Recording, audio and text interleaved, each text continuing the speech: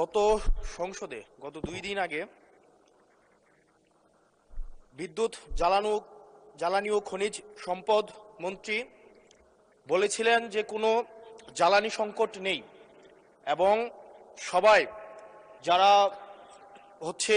তেল সংগ্রহ করতে যাচ্ছে তারা যথাযথভাবে তাদের সেবা স্থান থেকে পাচ্ছে। কিন্তু মাননীয় স্পিকার, আমরা দেখতে পাচ্ছি গ্র্যাজুয়ালি পাম্পগুলো বন্ধ হয়ে যাচ্ছে। আজকে সিলেটের পাম্প বন্ধ হয়ে গিয়েছে।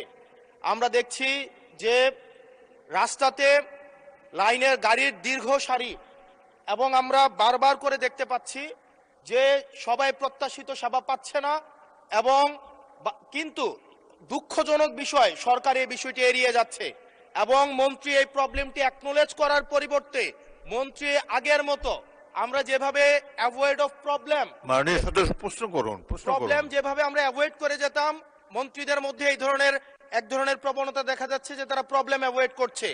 আমার মন্ত্রী মহোদয়ের কাছে প্রশ্ন, উনি কি দেখতে পাচ্ছেন না যে গাড়ির দীর্ঘ সারি এবং গ্র্যাজুয়ালি যে পাম্পগুলো বন্ধ হয়ে যাচ্ছে, সেবা কার্যক্রম বিঘ্নিত হচ্ছে, স্কুল বন্ধ হয়ে যাচ্ছে?